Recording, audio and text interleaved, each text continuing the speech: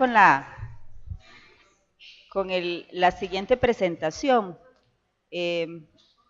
Yo voy a hacer una breve presentación de Ignacio Dobles Oropeza, que es compañero nuestro aquí en la Escuela de Psicología de la Universidad de Costa Rica, y voy a mencionar algunos aspectos de Ignacio, además de pues indicar que Ignacio es un compañero muy querido de la escuela, una persona que hemos realizado algunas acciones conjuntas, pero que siempre sigue siendo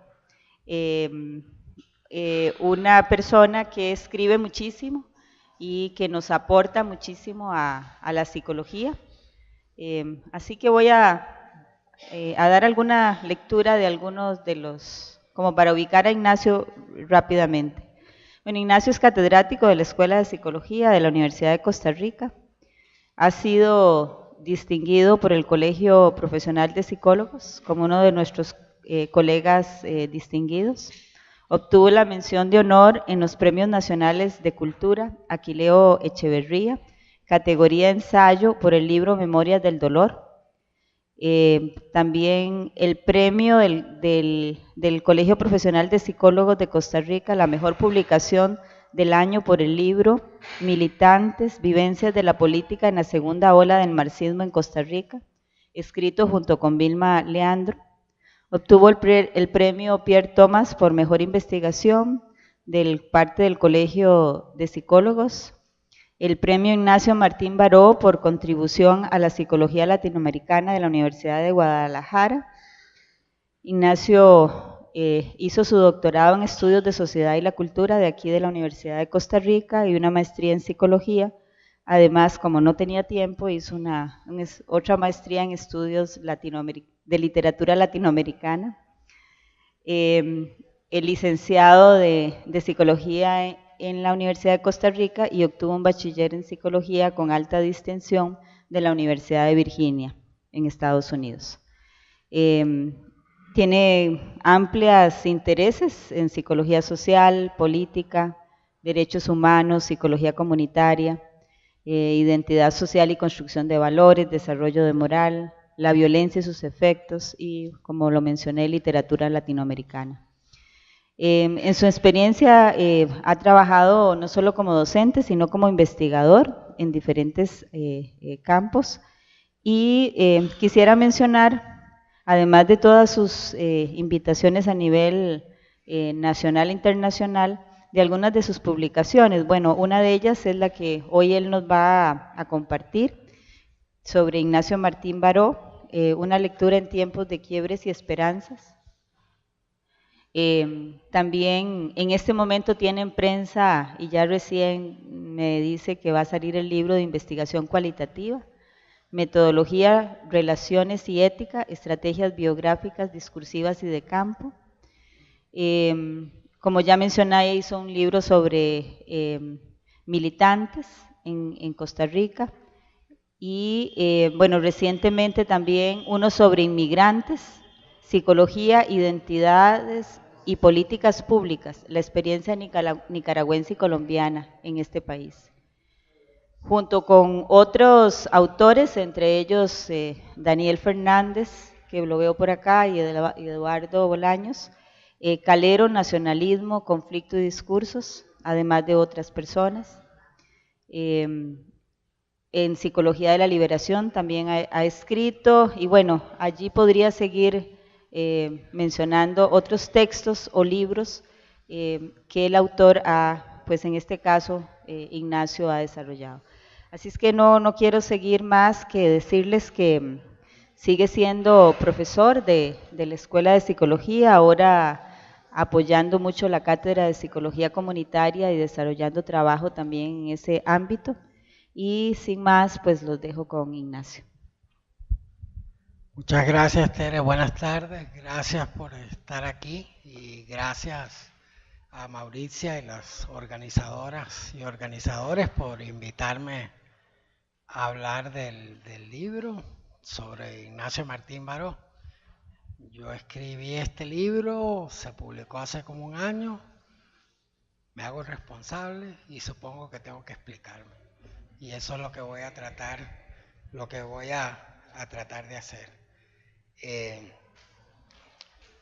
Primero quisiera decir que a lo largo de bastantes años he participado en diferentes discusiones, debates, algunas publicaciones, no me voy a detener aquí en eso, pero debates relativas a la obra de Ignacio Martín Baró, que por supuesto ha tenido una enorme influencia en lo que he tratado de hacer y también en mucha gente en Costa Rica y en América Latina y en Irlanda y en África del Sur y en partes de Estados Unidos y en España, ¿verdad? Digo, de alguna manera hay un aporte ahí específico muy, muy especial. Yo, bueno, podría hablar mucho. Yo tendría que empezar repitiendo lo que dijo Fernando González Rey en la mañana. Hay que leer a Martín Baró, eso es lo más importante. Y si, y si leen lo que yo escribí en mi mirada, verán que es un intento de dar una mirada, habrá muchas, y una mirada sí con un propósito, tal vez de abordar, tal vez con muchos propósitos, porque la verdad es que uno nunca sabe por qué hace lo que hace, pero creo que un propósito era un poco discutir la actualidad de la obra de Martín Baró. ¿Qué relevancia podría tener la obra de Ignacio Martín Baró? Que dicho sea de paso, tiene una particularidad muy grande en el ámbito de la psicología, muy grande. Digo, ustedes tienen un estudiante de segundo año, por ejemplo, como es el caso de la escuela nuestra de psicología, que lee Acción e Ideología, el libro que publicó Ignacio Martín Baró hace 33 años, lee y le sigue pareciendo radical, le sigue pareciendo muy diferente a la mayor parte de lo que se escribe en el ámbito de la psicología y realmente tocando problemas que la psicología no suele tocar y sigue teniendo ese efecto. Entonces, ¿qué pasa con una obra que sigue teniendo ese efecto? Yo creo que hay muchas cuestiones interesantes de la obra de Martín Baró, muchas. A mí me parece particularmente interesante que Martín Baró es un escritor en psicología situado, siempre situado. Es muy difícil encontrar un texto de Ignacio Martín Baró que no haga.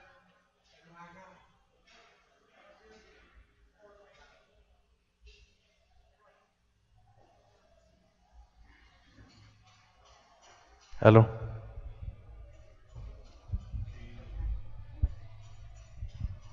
Decía que se trata de un autor en psicología siempre situado, siempre.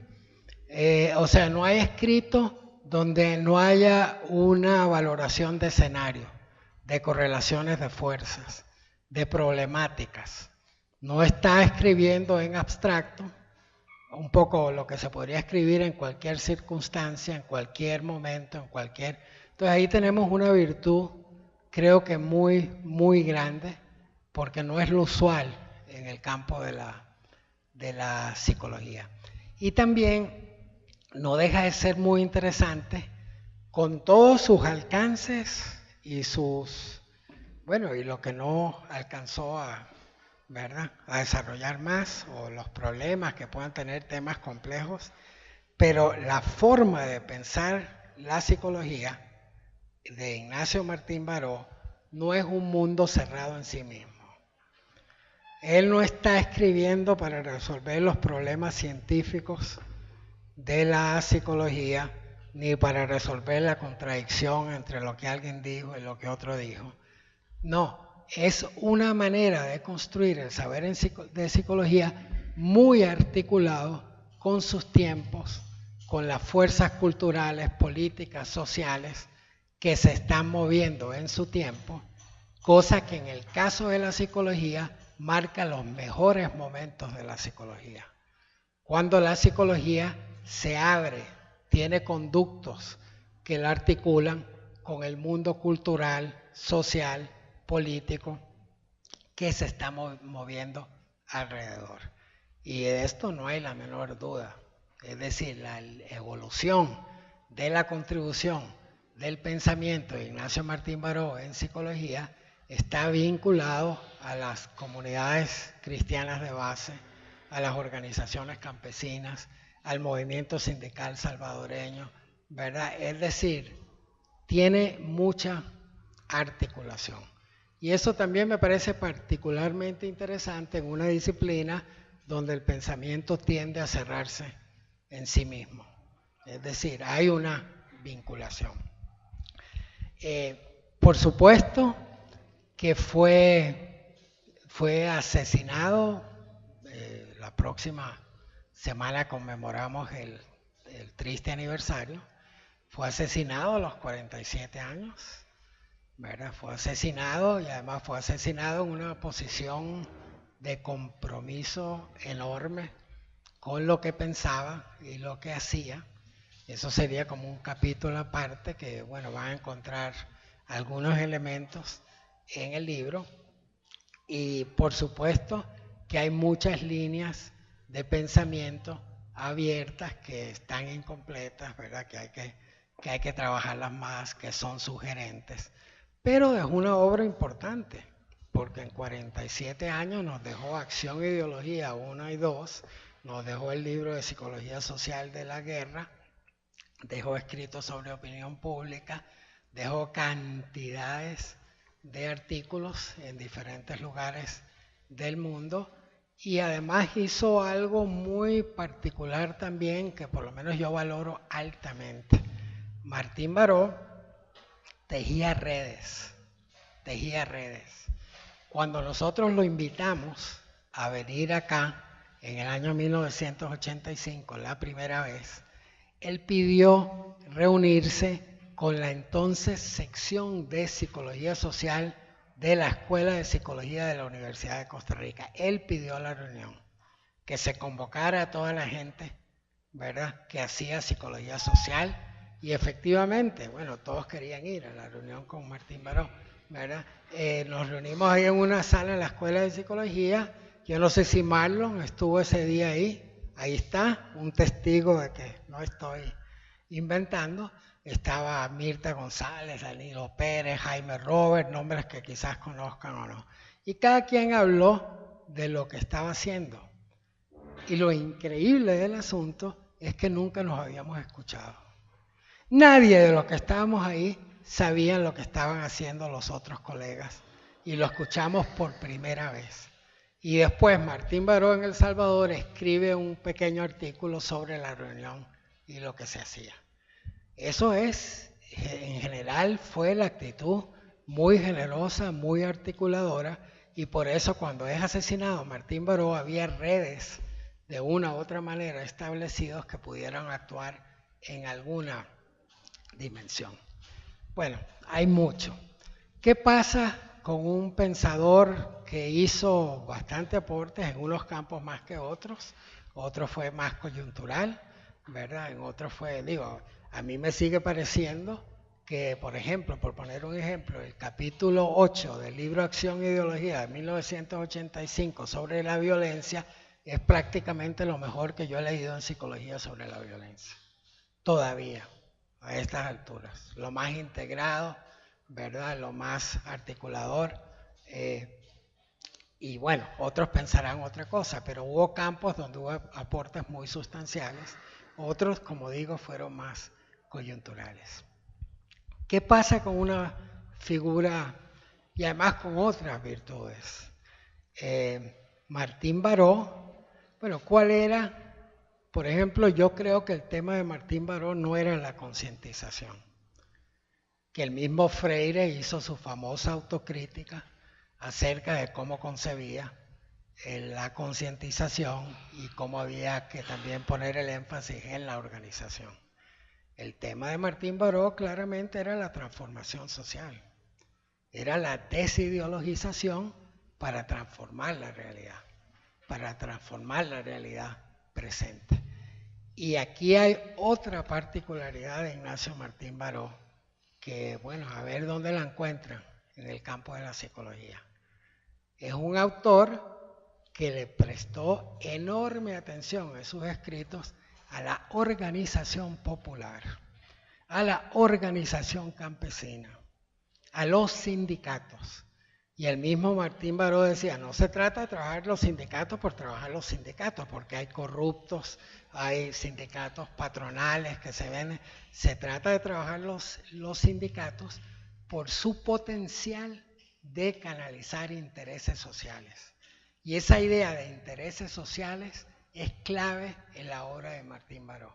Es decir, qué intereses sociales se promueven con las acciones, con las propuestas. Está en el centro. Entonces tenemos un autor que le dio mucha importancia, a la organización popular, a la organización de base. Hay, por ejemplo, algunas interpretaciones de Ignacio que plantean que él era antipartidos políticos. Mentiras, mentiras. Porque él reconocía claramente en sus escritos que los partidos políticos de origen popular eran también creaciones populares, que se pueden pervertir, que se pueden transformar, que se pueden, sí, cierto, pero son también creaciones populares. Entonces yo creo que más bien la lectura sobre esto sería de que había un Martín Baró que escribía contra el fundamentalismo. Pero nosotros tendemos a pensar que el fundamentalismo está en los partidos políticos o que el fundamentalismo está en la religión. También está en la academia. También está en la academia. Está en cualquier ámbito social. Podemos tener ese tipo, digamos, de cerrazón que, por supuesto, sobre la que alertaba Ignacio Martín Baró. Yo en el libro me voy por muchos caminos, pero uno tiene que ver con Fals Borda. Yo retomo de Orlando Fals Borda, sociólogo colombiano, famosísimo, su trabajo sobre la subversión en Colombia. Él tiene un trabajo del 68 llamado La subversión en Colombia, que vuelve a editar en los años 80, y un poco trabaja el tema de cómo en la historia colombiana élites contrahegemónicas empiezan a cuestionar, o antihegemónicas, empiezan a cuestionar el poder establecido. Es decir, élites políticas, académicas, intelectuales, pero élites al fin, que se vuelven contrasistémicas, antihegemónicas. Y él analiza ahí cómo reacciona un status quo, un sistema hegemónico, ante el peligro que crean las élites contrahegemónicas. Por ejemplo, para mí es clarísimo que la UCA en El Salvador, a principios de los años 70, se convierte en una élite contrahegemónica. Bueno, si no, no nos explicamos un montón de cosas. Este proceso también se da, por ejemplo, en la Sociedad Interamericana de Psicología, donde en algún momento sectores más críticos ocupan algunas posiciones, incluyendo Martín Baró. Rápidamente lo sacan, como hicieron con Martín Baró. Pero hay momentos donde surge una posibilidad contrahegemónica. Por cierto, de esto, en el libro que acabamos de editar en la Universidad de Costa Rica sobre psicología comunitaria, que se llama Miradas sentidas y situadas, hay un análisis falsbordiano del colega colombiano Nicolás Herrera Farsán, de cómo se da la contrahegemonía y cómo es neutralizada en la psicología. Es decir, de alguna manera, la idea de una psicología, sobre todo comunitaria, que surge muy crítica, contrahegemónica, y luego se va normalizando y se va cooptando. El tema es la cooptación o captación. El tema es cómo el sistema capta a aquellos que se les salieron. Y Fals Borda dice que hay dos tipos de captación. Una es la negativa o la reaccionaria, que implica eliminar o silenciar a la élite contrahegemónica. Bueno, Martín Baró lo asesinaron. En algunos lugares no es imposible conseguir los libros, ¿verdad? O las publicaciones de Martín Baró, así que decir hay que leer a Martín Baró, por lo menos en físico, a veces no es una tarea. Me acuerdo un congreso de ULAPSI en Buenos Aires, hace años y resto, donde un colega de por allá al sur de Argentina se paró con las fotocopias que le habían llegado a la mano de un texto de Ignacio Martín Baró y explicó todo lo que había significado para él y cómo había cambiado visión y praxis, ¿verdad? Pero en algunos lugares no es fácil acceder. Entonces todo eso es la captación negativa reaccionaria. Pero hay otra mucho más sutil. Aquí hay algunas cosas que habría que aclarar, pero es un poco la idea de una captación positiva. La captación positiva es retomar elementos claves de ese peligro contrahegemónico, pero neutralizarlos. Sí, sería un poco, aunque podríamos discutirlo, pero la camiseta del Che, aunque ese es un ejemplo bastante trivial, me parece a mí. En el caso de Martín Baró, ¿cómo puede operar esa captación más positiva, usando los términos de Falsborger? Bueno, hay una línea de interpretación de Martín Baró, ¿verdad? Sobre todo de España, donde su problema no es ser marxista o no ser marxista. Su problema es ser marxista. Es decir, hay quienes dicen, Martín Baró, muy bueno, un gran aporte, todo, pero demasiado marxista. Entonces, podémosle lo que tiene de marxismo, de trabajar clases sociales, problemas estructurales, ¿verdad? Ideología, y tenemos un Martín Baró más tragable. Otro dice, Martín Baró, sí, muy, muy importante, pero era un país pequeño, en guerra, pobre, aislado. Entonces, lo que escribió está muy bien para El Salvador de los 80, pero no para España. Porque en España, digo, esto yo lo escuché, me burlo porque lo escuché. En España no hay esos problemas, ¿verdad? Que había. Y miren a España ahora y a ver si no se podría trabajar desde psicología de la liberación un montón de cuestiones. Entonces hay muchos mecanismos que a veces son sutiles. Y Martín Baró, para mi sorpresa, porque yo de alguna manera me puse a investigar todo lo que podía acceder, todo lo que caía en mis manos, y me llevé algunas sorpresas, porque yo lo comparo un poco con Walter Benjamin, que yo hice una vez un trabajo sobre Walter Benjamin, y salía el hecho de que Benjamin era un autor muy incómodo, porque para unos era demasiado alemán, para otros era demasiado francés, para uno era demasiado marxista, para otro era poco marxista, para otros era muy dialéctico, para otros como Adorno tenía la mirada de la medusa porque volvía estática la dialéctica. Es decir, uno encontraba un montón de interpretaciones totalmente diversas sobre Walter Benjamin. Y lo puede encontrar con Martín Baró también, curiosamente. Por ejemplo, para los construccionistas, a los que ya mencionó Fernando, hay una gran crítica en el sentido de que Martín Baró usó el instrumental de la psicología, técnico-científico, pero no lo modificó. Es decir, que hubo un uso acrítico, ¿verdad?, del saber científico de la psicología.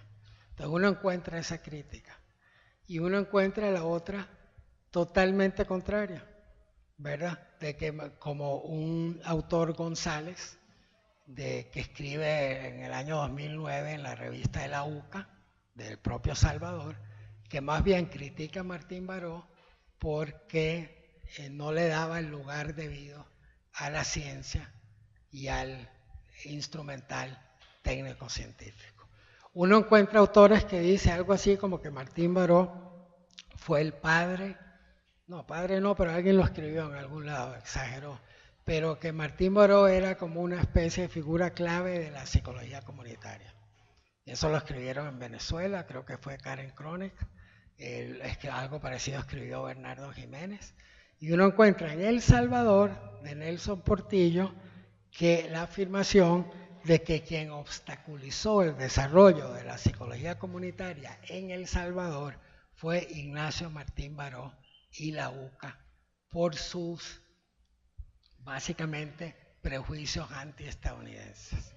Incluso en esa cosa descontextuada que a veces uno encuentra en la psicología, y lo estoy tratando de encontrar aquí, ¿verdad? Portillo dice, bueno, para que vean cómo es la cosa, dice, paradójicamente no solo la guerra obstaculizó el incipiente desarrollo de la psicología comunitaria en El Salvador, sino la psicología misma.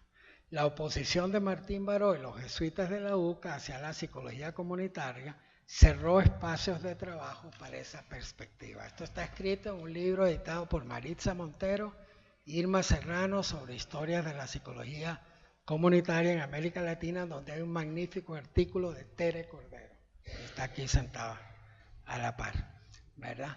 Pero, o sea, vienen apreciaciones así. Después hay quienes dicen que, bueno, directamente, que es muy marxista. Esa es la línea un poco de Luis de la Corte, de Amalio Blanco. Incluso yo le envié el libro y no he tenido respuesta, no sé si el chiste le hizo gracia, pero yo señalaba en el libro que incluso en una parte de uno de los textos de Psicología de la Liberación de Ignacio Martín Baró, editado por Trota, la editorial Trota, hay una afirmación de que el marxismo en la obra de Ignacio Martín Baró fue perdiendo peso, porque en Acción e Ideología, que fue publicado en 1983, Marx era citado 9 veces, mientras que en Sistema, Grupo y Poder del 89 era citado 4 veces. Entonces yo aquí hago una referencia de que hay hasta un análisis bibliométrico de la influencia del marxismo en Martín Baró, que por supuesto es ridículo, y el mismo autor, el mismo Amalio Blanco, lo desmiente en otro texto, ¿verdad? Entonces fíjense, ¿cómo puede haber tantas miradas tan diferentes? Bueno, es que realmente estamos ante un autor que no es muy fácil de ubicar. Yo le presto atención en la primera parte del libro a la primera etapa de la producción de Ignacio Martín Baró, que suele ser ignorada, sobre todo a un libro que escribió incluso antes de graduarse de psicólogo en la Universidad de El Salvador, que es un libro del 71 que se llama Psicodiagnóstico de América Latina. Un libro de inspiración psicoanalítica freudiana. Y el libro es muy interesante por muchas razones, ¿verdad? Una que yo quiero destacar es cuál es la influencia mayor en ese libro de Martín Baró. Es Marcuse, es Herbert Marcuse y es Wilhelm Reich. Y aunque esto lo podemos discutir bastante, yo creo que tiene un efecto en la obra de Martín Baró muy interesante, porque yo creo que esa interlocución con Marcuse y Wilhelm Reich, yo creo que deja planteadas dos ideas. Una va un poco en la línea de la filosofía de la sospecha y sobre todo de un horizonte anticapitalista clarísimo en Ignacio Martín Baró de principio a fin, ¿verdad? Hay una cuestión que marca una actitud muy poco ingenua, muy aterrizada, que es muy interesante. Yo no estoy diciendo que se traga Marcuse, ¿verdad? Y hay discusiones ahí que se pueden dar, pero sí instala una mirada. Y también instala la idea muy de Wilhelm Reich de que no puede haber transformación social real sin transformaciones subjetivas y de fondo, podríamos decir, entre comillas, de la naturaleza humana, ¿verdad? Yo creo que esas ideas pesan mucho en Ignacio Martín Baró. Y lo que yo digo del horizonte capitalista está por toda la obra de Ignacio Martín Baró, ¿verdad? Lo que pasa, yo también aquí intento intento discutir cuál es esa influencia marxista. A mí no me interesa gran cosa decir este es genuinamente, auténticamente marxista, este no, eso me interesa, ¿verdad? Nada. Lo que sí me parece interesante es si hay una apropiación del marxismo, del pensamiento marxista de Martín Baró, ¿cuál es? ¿Cuál es? Porque ciertamente no es un marxismo teleológico, ¿verdad? No es un marxismo de fórmula, no es un marxismo, digamos, estructuralista, donde no entra el sujeto. De eso Martín Baró escribió todo el tiempo, de cómo se oponía al Tusser, ¿verdad? Y a otros. Entonces, ¿cuál es el marxismo que hay? Y yo creo que es muy interesante, no lo voy a desarrollar aquí, pero uno puede encontrar muchos paralelos entre un poco la visión de Martín Baró y lo desarrollado en el, digamos, llamado marxismo de la praxis, con autores como, por supuesto, Gramsci. No estoy diciendo que Martín Baró, ¿verdad?, es gramsciano, pero hay muchas semejanzas. Sánchez Vázquez, Adolfo Sánchez Vázquez, magnífico, relevante, ¿verdad?, absolutamente. Tenemos gran necesidad de retomar los escritos de Sánchez Vázquez, o lo que está haciendo en Argentina Néstor Cohen. O sea, rescatar un marxismo activo, transformador en la praxis, creativo, y no un marxismo de fórmulas. Y yo creo que esa es la razón, ¿verdad?, por la cual le da tanta importancia a la ideología, a la desideologización, ¿verdad? Pero eso va en la línea de ubicarlo en la realidad cotidiana de la gente, naturalizada, y la necesidad de transformarla. En una parte, en uno de sus escritos, Martín Baró define su tarea algo así como trabajar y discernir los obstáculos subjetivos para la transformación social. Entonces podemos ver muchos aspectos, pero no hay duda que la praxis, la transformación social, la participación activa en la transformación social es el horizonte principal de Martín Baró. Y creo que si hablamos de la memoria, entra por la lógica de Falsborda, o sea, la recuperación crítica de la memoria. ¿Para qué? ¿Para remontarnos a cómo empezó todo, cómo era antes? No, para transformar el presente, claramente, como un recurso más para transformar el presente. Y por eso Martín Baró, desde el inicio de su obra, le da tanta importancia a temas como el fatalismo. Bueno, yo traté de ubicar como aportes de Ignacio Martín Baró en diferentes campos y tratar de ponerlos, como decir, a contraluz de las discusiones actuales en los diferentes campos.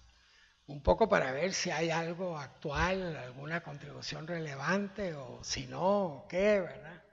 Y ahí, si ven el libro, encontrarán varias cuestiones en esta dirección. Yo voy a señalar tal vez un par. Una tiene que ver con la psicología política.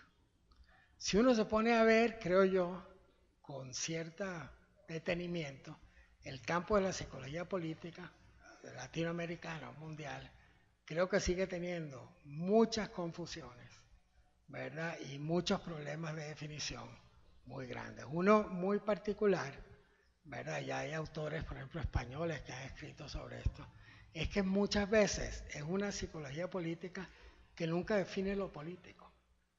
O sea, a fin de cuentas nunca sabemos de lo que estamos hablando, ¿verdad? O sea, ¿qué es lo político? Y en eso hay un aporte de Martín Baró en sus consideraciones sobre la psicología política, porque se da la tarea de definir, ofrecer posibles definiciones del campo político y luego articular cómo la psicología puede contribuir. Otro tiene que ver, donde creo que hay un aporte importante, inacabado todavía para explorar, tiene que ver en el campo de la salud mental, ¿verdad?, o la llamada salud mental. porque aunque uno no diría que fue un tema en que se detuvo demasiado, Martín Baró sí hizo algunos artículos, algunos textos, sobre todo en el contexto de la guerra salvadoreña, que daba otra mirada sobre la salud mental, que por ejemplo ha sido trabajada en nuestro continente por el psicólogo guatemalteco Mariano González, y tiene que ver con una salud mental vista no desde el individuo, sino desde las relaciones sociales. Otros lo han hecho. El aporte particular es llegar a una categoría como el trauma psicosocial. O sea, la idea de que la herida existente que produce daño psíquico, no está en el individuo ni en la colectividad, no es un trauma colectivo, no es que todo el mundo por igual. Me acuerdo porque lo escuché una conversación sobre esto una vez. Martín Baró fue en el 88 a Chile, hizo una visita, tuvo una reunión con los psicólogos y psicólogas chilenas que trabajan con víctimas de la represión, ¿verdad? Todo esto. Y alguno dijo, no, es que la sociedad chilena está traumada por la dictadura. Ignacio les dijo, no todos están traumados. Algunos la han disfrutado, la han usufructuado, la defienden, no tienen el menor problema, porque no es un trauma colectivo. Es un trauma de grupos específicos señalados, reprimidos o históricamente reprimidos y señalados. Entonces esa cuestión del trauma psicosocial sigue siendo como muy sugerente, se ha trabajado en diferentes lugares y es como una vía, ¿verdad? Es como una vía para trabajar. También en la cuestión de los grupos, en la teoría de los grupos con historia de Martín Baró, creo que es un aporte muy importante. Yo tengo aquí algunas cuestiones que quisiera leerles para a 5 minutos. Yo mencioné de ese Martín Baró, tal vez duro, tal vez cáustico, ¿verdad? Tal vez, no sé, realmente ubicado, nada ingenuo. Y hay partes de su escritura que, dicho sea de paso, a mí me gusta mucho. Por ejemplo, en un congreso, el segundo encuentro nacional de psicología social de España, en 1983, tenemos una intervención de Martín Baró, donde está hablando de Wilhelm Reich, a quien respetaba mucho, el Wilhelm Reich de los años 30. El Wilhelm Reich, militante, psicoanalista, marxista, y decía Martín Baró, comparándolo con la figura intelectual del sociólogo estadounidense Talcott Parsons, ¿verdad? Decía, mientras Reich examinaba los procesos desde su compromiso con las luchas obreras y antifascistas, Parsons contemplaba el mundo desde el Olimpo de su cátedra en Harvard. Alguien dirá que ultraizquierdista Martín Baró, pero bueno, ¿dónde está situado? Se piensa desde donde se está situado, ¿verdad? En otro texto de psicodiagnóstico de América Latina, escribe Martín Baró, la mayor parte de los profesionales que se gradúan en nuestras universidades han manejado a lo largo de sus años estudiantiles los lacerantes datos de la realidad nacional. Han protestado contra las injusticias sociales. Han criticado el aburguesamiento y colaboración que a este estado de cosas prestan las asociaciones profesionales y gremiales. Sin embargo, tampoco ellos procesan el significado que para sus vidas y para su futura profesión tienen estos datos. Seguirán estudiando su carrera sin modificar en nada su estructura, ni su vida, deseosos únicamente de lograr también ellos el título que les permita ejercer su profesión. Y una vez salidos al campo de la vida profesional, seguirán las mismas rutas que ellos criticaron, ignorantes selectivamente de los problemas de fondo de su país y de su pueblo. Es duro, muy realista, crudo, ¿verdad? y totalmente enraizado, que yo quisiera señalar eso como una enorme virtud de Ignacio Martín Baró, muy enraizado en su tiempo, en su historia, en sus compromisos. En una entrevista que yo le hice en Caracas, habla del concepto de compromiso crítico.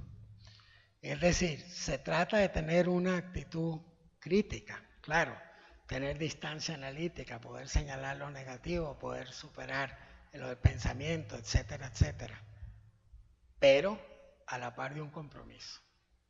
Es decir, ubicarse en un lugar social, establecer responsabilidades, obligaciones también, relaciones, propósitos, proyectos, y en realidad formar parte de lo que llamaría Dussel una comunidad crítica. Pero eso sería otra discusión. Yo no sé, hay muchas otras partes que tal vez en el diálogo podríamos retomar. Gracias.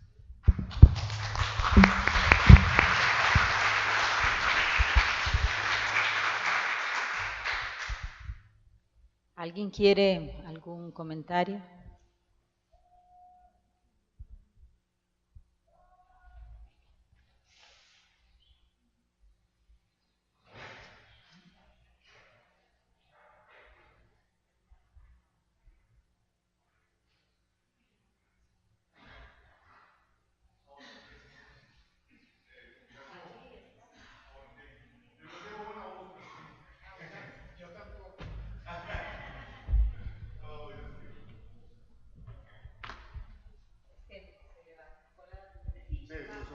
Son incidentes que pasan. Don Ignacio, bueno, verdad, muchas gracias por la apreciación. Yo pues, soy un tipo anecdótico, no sé por qué, pero en fin, tal vez como buen ramonese, como su discípulo Juan Félix Castro, por cierto, siempre me lo menciona, Juan Félix Castro de San Ramón. En el 89 estaba yo aquí en la facultad de Sociología, que es mi área, ¿verdad? Y quiero decirle que yo le agradezco muchísimo al compañero Rolando Pérez, el psicólogo que nos dio psicología social. Yo era muy jovencillo en esa época, porque nos puso a leer el texto, ¿verdad? Y bueno, varias lecturas de Baró y nos tocó hacer una pequeña práctica en la zona norte. Y don Ignacio, cuando fuimos allá, yo capté la jugada, o sea, así, porque los campesinos de ahí, de Guatuso y Upala, estuvimos en Llanosur de Upala, me lo dijo el señor Pedro Alvarado, me lo dijo, él tenía que salir acompañado, pues lo tenían amenazado de muerte, los contras lo tenían amenazado de muerte. Entonces, eso me sirvió a mí para cosas que aquí están, o sea, interiorizadas, ¿verdad? De todo ese asunto y ver que la cosa no era tan sencilla como hoy, porque decía, si yo salgo aquí de noche, nada menos, me meten el balazo, ¿verdad? Entonces yo venía fresquitico de las enseñanzas del profesor Rolando Pérez, una excelente persona, y bueno, ¿cómo no agradecer esa retroalimentación de una perspectiva de lo que se estaba viviendo aquí en la frontera y lógicamente allá en El Salvador, ¿de acuerdo? Ya cuando eso estaban los homenajes, porque hacía poco lo habían asesinado a don Ignacio. Entonces son experiencias que le quedan a uno grabadas para siempre. Muchas gracias.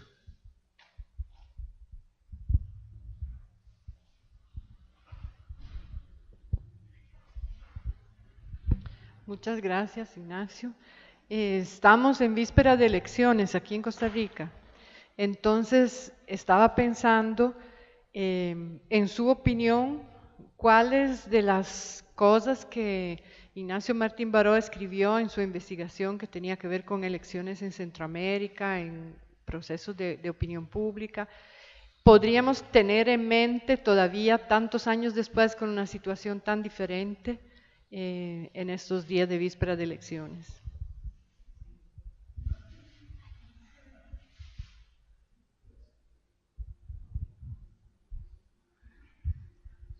Bueno, me tocó algo que ver con esto muy directamente por el tema de opinión pública, pero es que es muy diferente porque lo que trabajó Martín Baró en elecciones fue en el contexto de la guerra salvadoreña.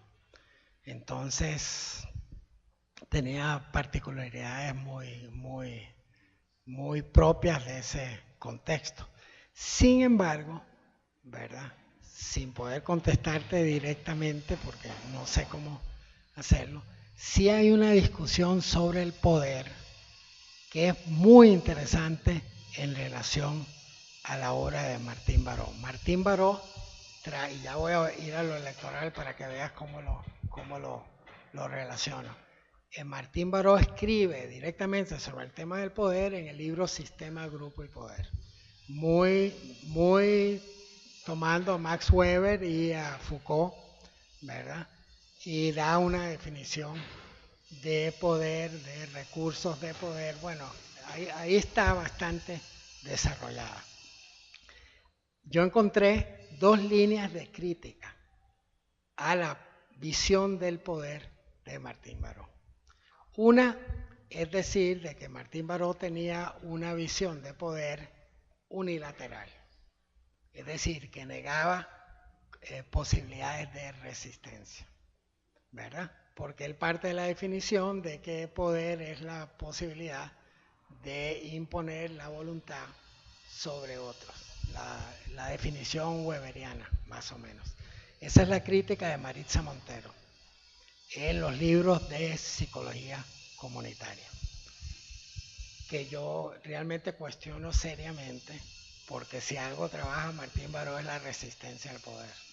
Entonces me parece que esa es una visión parcializada de la definición de poder, pero es un ámbito de discusión. El otro viene desde España, viene desde la interpretación de Amalio Blanco y Luis de la Corte.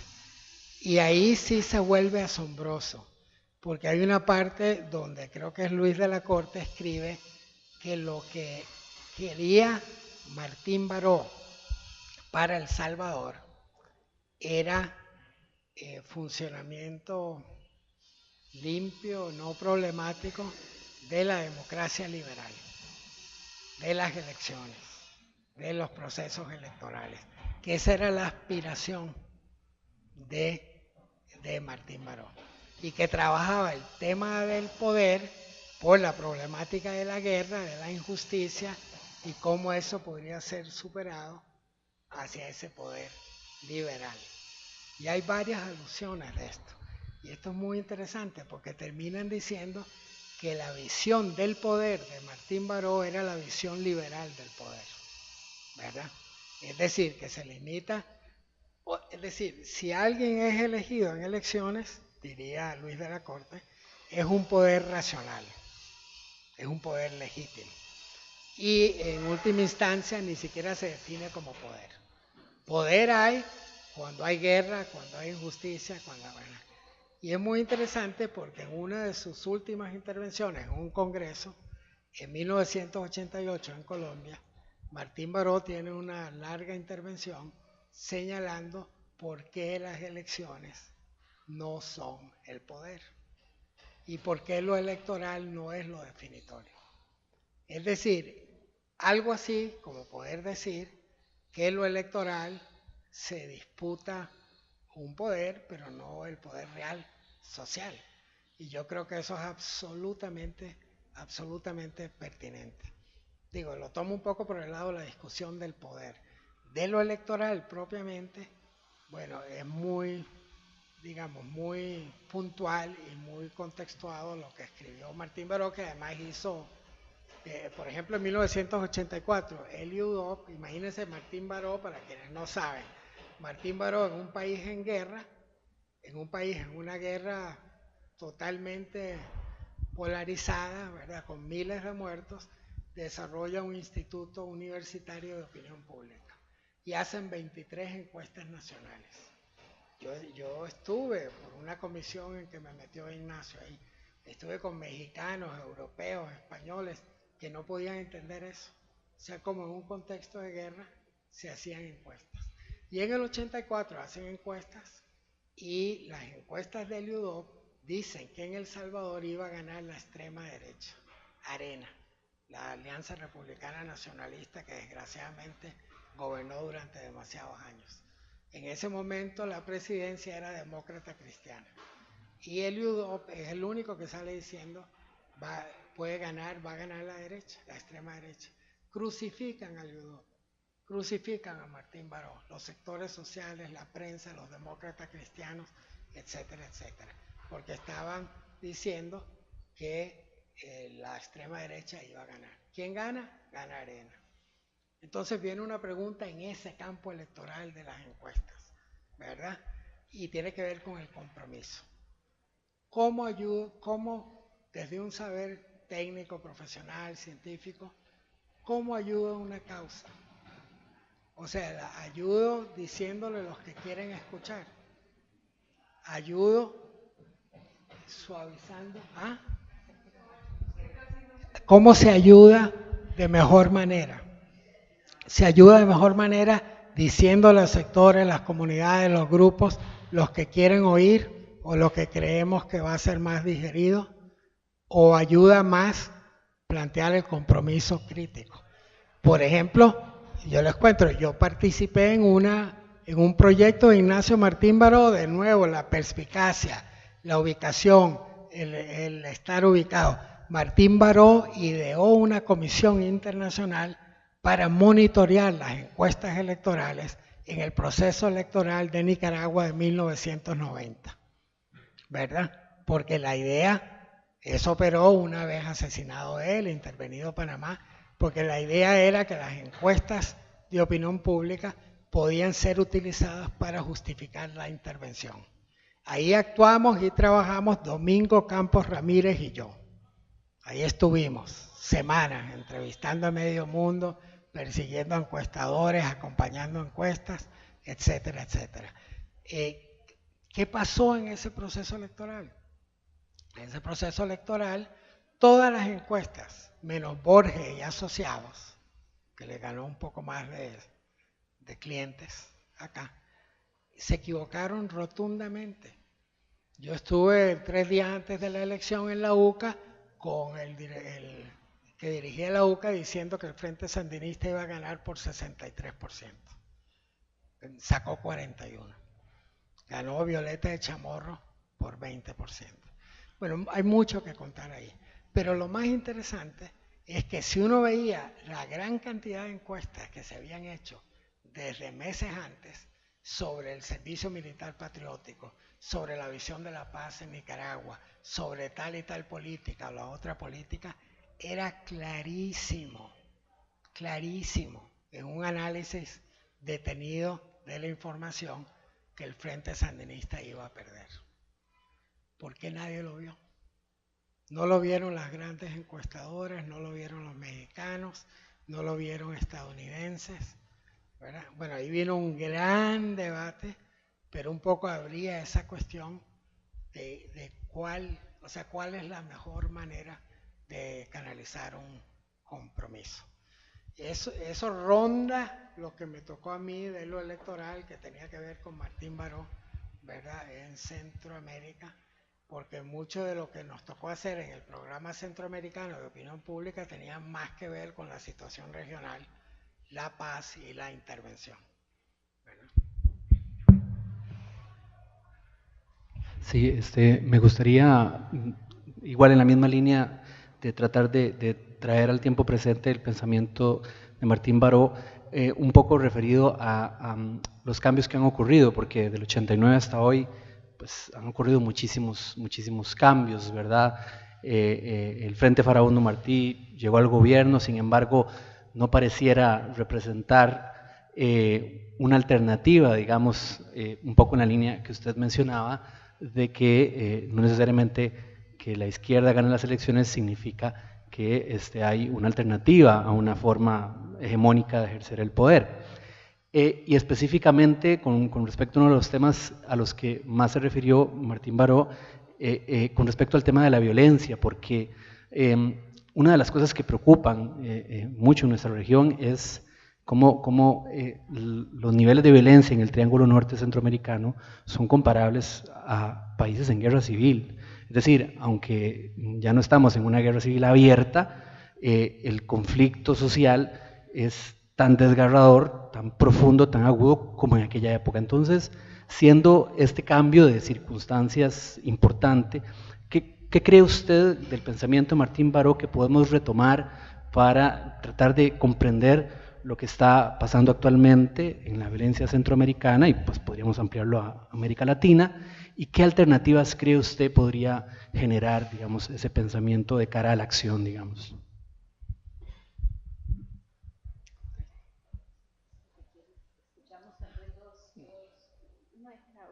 Déjame abordarla. Yo no sé si has leído a Martín Baró sobre la violencia en Centroamérica, pero probablemente te sorprenderías, porque no había ninguna mirada ingenua ni ninguna mirada que limitara la cuestión de la violencia a la guerra.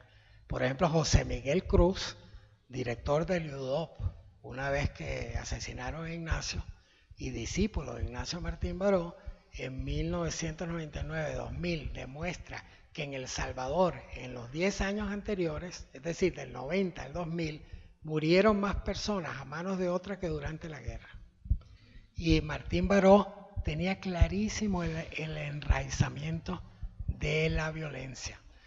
Él vino aquí al Segundo Congreso Nacional de Psicología en el 88, iba a Colombia, y dio una conferencia en el auditorio Abelardo Brenes de Derecho. Y a muchos que lo conocíamos bien nos sorprendió mucho porque era un Ignacio que estaba molesto. Él estaba molesto, él estaba impaciente, él estaba, algo realmente lo tenía muy molesto. Y tenía que ver con las negociaciones de paz de Esquipulas y Centroamérica, porque le irritaba mucho la actitud ingenua hacia el tema de la violencia, hacia el tema de las consecuencias de la violencia y de la paz, y el ignorar el enraizamiento de la violencia en Centroamérica. Digo, sería muy fácil decirlo. ¿Cuándo había más violencia en Centroamérica? ¿Antes de Esquipulas o después? Bueno, probablemente por mucho después. Eso no hubiera sorprendido a Martín Baró. Y lo interesante es que decía una y otra vez, y lo dijo a Colombia, ¿dónde fue? ¿Verdad? Su ejemplo, lo que tenía pesándole, eran las negociaciones de paz con la Unidad Patriótica en Colombia y el exterminio de la dirigencia y la militancia. No estamos ahí, pero creo que son 6 militantes de la FARC que mueren, no sé si es cada semana o cada 2 semanas. ¿Verdad? No estamos en la matanza, ¿verdad? Pero en todo caso, lo que rescato aquí es que no había la menor ingenuidad sobre el tema de la violencia, el enraizamiento de la violencia, el creer que porque las armas y el enfrentamiento armado cesaba, se resolvían los problemas. No, para nada. De ahí en adelante, bueno, hay muchos fenómenos que no le tocó pensar a Martín Baró, nos toca a nosotros. Y por supuesto es dramático. Yo no tengo fórmulas ni pistas, pero sí creo que uno puede ver las contribuciones específicas y pensar, por lo menos pensar direcciones de cómo se pueden pensar los fenómenos, cómo se pueden empezar a analizar, ¿verdad? Y por dónde podría ir. Sí, creo que sigue siendo un interlocutor, es una manera de decirlo, pero las respuestas están lejos de tenerse, ¿no? Ignacio, Martín Baró dejó algunos temas abiertos, tú lo sabes porque conversaste mucho con él, yo también, tú sabes que teníamos una relación personal estrecha y que participé en muchísimas cosas conjuntamente con él, desde el 85 que lo conocí en el Congreso Interamericano de Caracas, que fue el giro que tú hablaste de la sociedad interamericana. Una de las inquietudes que él tenía era que la psicología social había tratado insuficientemente el problema del individuo, y tú lo colocaste. Él, en un plano teórico general, se plantea que el individuo es parte esencial de la trama del tejido social y no hace la ruptura que toda la psicología social en la época hacía. Sin embargo, yo creo que eso fue un tema que él deja en abierto, porque Martín Baró todavía se refería a actitudes, inclusive conversamos mucho sobre eso. O sea, él tenía sobre eso la inquietud, pero él veía, porque creo que tenemos que abrir también, ¿qué campos él dejó abierto? Un campo que dejó abierto fue ese. y se refirió explícitamente a él de diferentes formas. Es una cosa. Yo no estoy totalmente de acuerdo contigo, pero bueno, la biografía, yo creo que quizás tú eres la persona que de una forma más fina has articulado momentos y la obra de Martín Baró en producciones actuales. Eso es algo que te tiene que reconocer cualquiera. Y eso es muy importante.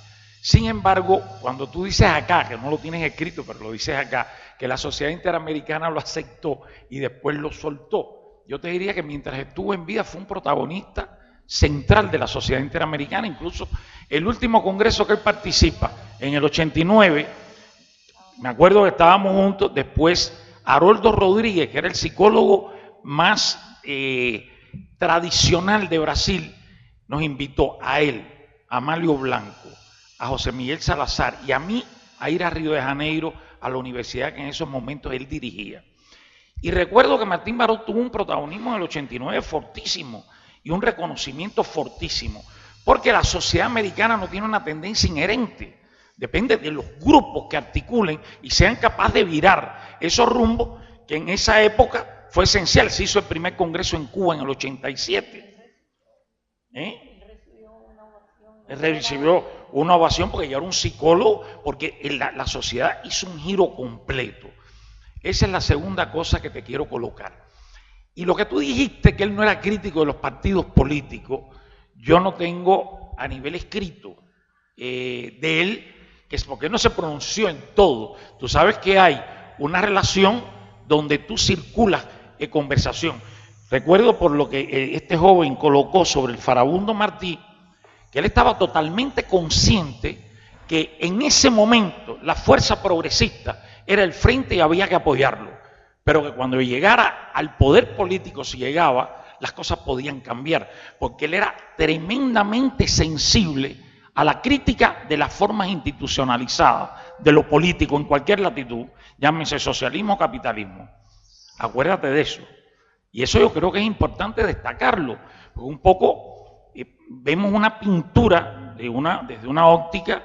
Claro, yo creo que el que escribe tiene el derecho de hacer su eje, y yo creo que el eje que tú haces está muy bien argumentado, es claro y además es consistente. Pero hay cosas que se deben abrir también a la discusión, que son cosas que no estaban abiertas, que son cosas que estaban en desarrollo. Martín Baró en relación a la política era un hereje. No era un cara que... tú tienes mucha razón, él tenía un sistema de argumentación del marxismo tremendo, pero a la vez tenía un rechazo del marxismo institucionalizado tremendo. Yo recuerdo que cuando sacamos el libro Psicología Política en América Latina, yo hice una crítica porque en la época el marxismo soviético decía que las contradicciones antagónicas eran del capitalismo y las contradicciones del socialismo eran no antagónicas. Y yo me acuerdo que en mi escrito en ese libro estaba centrado en el lugar de la personalidad en la psicología social crítica. Yo decía que la contradicción era antagónica siempre. O sea, porque una contradicción es un juego antagónico. ¿Cómo termina? Depende del curso de su propio desarrollo. O sea, el marxismo soviético cosificó un tipo de contradicción del capitalismo y uno del socialismo, lo que es una cosa ridícula, si lo pensamos hoy, y totalmente antidialéctica. Entonces yo te quisiera oír, además, si me quieres responder a las cosas que he colocado, yo te quisiera oír en los desafíos que tú crees que la obra de Martín Baró dejan abierto para nosotros hoy. Bueno, son muchos puntos. Es que yo creo que todos los campos están abiertos y la última teoría no está cerrada ni está resuelto todo, porque en ese momento el pensamiento está absolutamente petrificado y enterrado. Entonces, por supuesto que todo está abierto y hay contribuciones y hay procesos. Y bueno, es complicado porque ¿cómo vamos a poner a Martín Baró a pronosticar lo que iba a pasar con el Frente Farabundo Martí, que llega al poder político electoral 20 años después de su muerte? ¿Qué le vamos a pedir?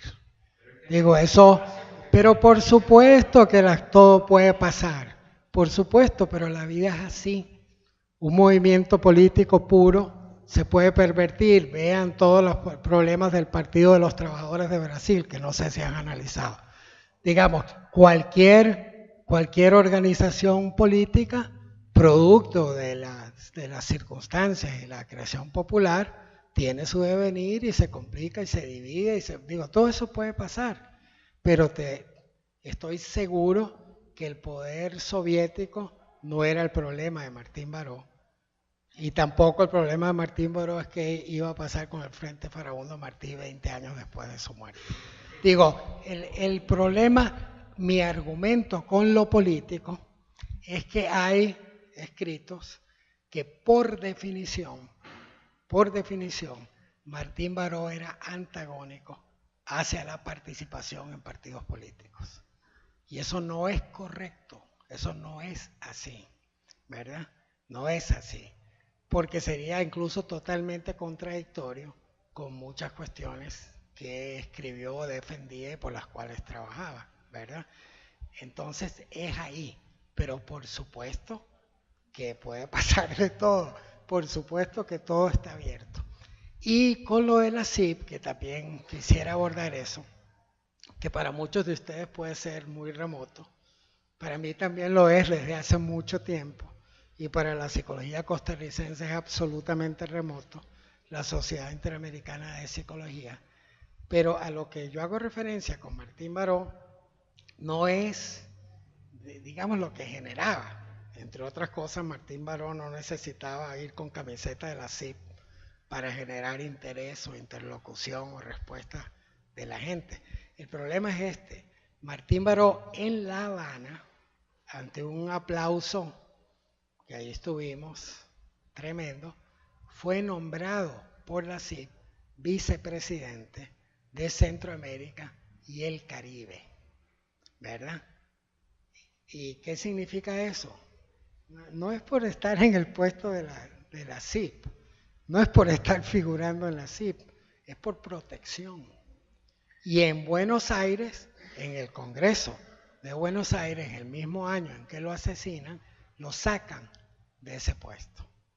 Y eso creó malestar en algunos porque se tomaba como un gesto, digamos, que no ayudaba para nada la complicada situación de Martín Baró en su universidad, donde le estaban poniendo bombas en la editorial. Tenemos la carta que le envió Ignacio al Consejo Académico de la Escuela de Psicología y la respuesta que dio el Consejo Académico de Ignacio y la respuesta que nos dio Ignacio está en el libro, ¿verdad?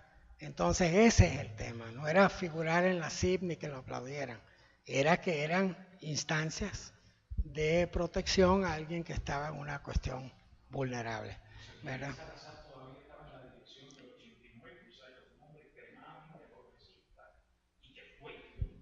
Yo no tuve nada que ver con cuestiones internas de la CIP. El hecho concreto es que Martín Baró fue vicepresidente de la CIP para la región del 85, del 89, y en el 89 ya no estaba en el cargo, porque lo sacaron y pusieron a otra persona. Eso tiene una importancia relativa, no es menor, sí, puede sobreinterpretarse, ¿verdad?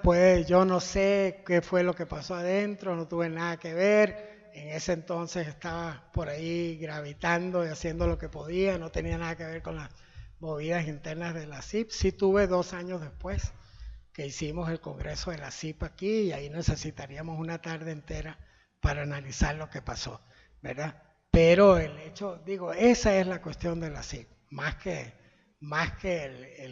el que le promovieran y participara en instancias y se reuniera con gente y pudiera dar conferencias o tener intercambios. Es una cosa más formal. Retos, desafíos de los de Martín Baró. Bueno, yo tengo que decir que afortunadamente hay mucha gente en Guatemala, en Colombia, en Argentina, en Brasil, ¿verdad? Muchos lugares que trata de seguir la línea o líneas relacionadas o por lo menos inspiradas, por lo menos en parte por Martín Baró, en derechos humanos, en trabajo con comunidades, en trabajo de opresión, en buscar alternativas en la educación, en la psicología laboral, que es grave. Es grave cómo la psicología crítica latinoamericana ha abandonado el campo de la psicología laboral. Eso es algo que todos tendríamos que enfocar y ver cómo entrarle, ¿verdad? Pero hay en muchos lugares. En Brasil, Por ejemplo, recientemente se publicó por primera vez, se publicaron obras de Martín Baró en portugués, ¿verdad? Que lo hizo Fernando Lacerda y su grupo en la Universidad de Guayana, y hay un sector importante de psicólogos y psicólogas brasileñas muy, digamos, entonados o de alguna manera influenciados o dialogando con obras de Martín Baró.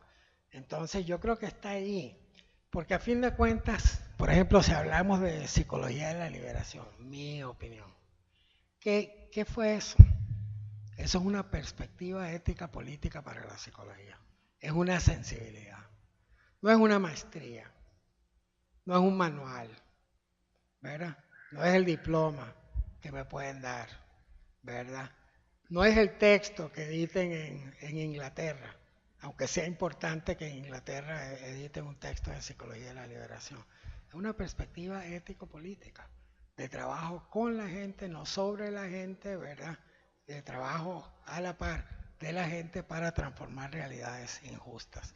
Y hay muchas pistas ahí, ¿verdad?, que están abiertas, como dice Fernando, totalmente abiertas, y sigue siendo real que el estudiante de segundo año abre el libro y dice, wow, ¿qué es esto? ¿Verdad? Aquí hay cosas de quién escribe en psicología sobre huelgas, ¿verdad? ¿Quién escribe, verdad? Sigue siendo inspirador, y a fin de cuentas eso es lo importante. Hay que discutirlo mucho más, porque lo peor es esa captación con el silencio, con la simplificación. Hay que discutirlo mucho más. Sin duda hay puntos inacabados, ¿verdad? Puntos que se quedan cortos, hay otras riquísimas. Y solo quiero mencionar uno, por ejemplo, la religión, que es un tema. Uno puede encontrar el libro de Ian Parker, ya mencionado hoy, sobre investigación cualitativa, que es un libro sobre investigación cualitativa radical. Y tiene un capítulo de psicología de la liberación. Y habla todas las cosas de psicología. Y al final pone, pero cuidado, porque puede ser una manera de que se transmita, como decir, por debajo, el pensamiento religioso. Y yo leí eso y realmente dije, ¿qué le pasó a Ian? Porque eso pone a Martín Baró a la par de la teología reaccionaria. Eso parte como que la iglesia es monolítica, que en la iglesia no hay revolucionarios, que en la iglesia con el pensamiento religioso no hay alternativas críticas. No es monolítico. Y además uno puede leer Martín Baró de cabo a rabo y no va a encontrar teología. No hay teología ni escritura religiosa. Hay otra cosa más interesante todavía. Hay psicología sobre la religión. Martín Baró trata la religión como objeto del conocimiento psicológico, para entender las conversiones, para entender la radicalización de sectores cristianos, ¿verdad? Pero nunca es el tema religioso per se. Entonces a mí ese lado de crítica a mí me queda ahí, digo, no me convence mucho, porque no estamos lidiando con pensamiento religioso, estamos lidiando con pensamiento psicológico, si quieren político, ubicado, ¿verdad?, social, y de eso se trata. Bueno, vamos a cerrar esta parte de la tarde. Nada más diciendo que a propósito de los tres pensadores, Vygotsky, Freire y Martín Baró, en realidad la memoria de cada uno de ellos, y como se ha planteado hoy acá, tiene también sus testigos, y esos testigos también tenemos una mirada de cada uno de ellos. Algunos en persona, como se ha dicho, y otros más en los textos que escribieron. Yo sí tengo algunas recomendaciones para que se le he planteado en otro momento al texto que Ignacio Dobles nos presenta de Ignacio Martín Baró, que posiblemente son tan generales que podrían servir para otros textos. Pero para mí cada capítulo debe ser visto a profundidad, porque Ignacio tiene una cualidad, él nos coloca algunos temas, pero los relaciona con hilos conductores que se hilvanan con otras perspectivas y otras explicaciones. Por eso quien se coloca en el texto, además de Ignacio Martín Baró, es Ignacio Dobles y nos trae a otras personas. Es un texto sumamente reflexivo y yo siempre he dicho que la manera de entrarle al texto idealmente es colectiva. Hay que revisar el texto colectivo, hay que discutir, hay que incluso interactuar con los otros textos que nos coloca. Por supuesto que hay una complejidad muy grande en un aspecto fundamental. Nos coloca particularidades, pero también nos habla de generalidades o más bien un conjunto de una propuesta. Y una de las cosas que a mí me parecen muy importantes es que rompe con las posturas deterministas y en ese sentido deja abiertas puertas, ventanas y a veces laberintos que nos toca a cada uno de nosotros tratar de darle vida. En este sentido, pues agradecerle a Ignacio Dobles, aquí tiene, a propósito de títulos y demás, un titulito por haber participado acá. A ustedes muchas gracias. Buenas tardes.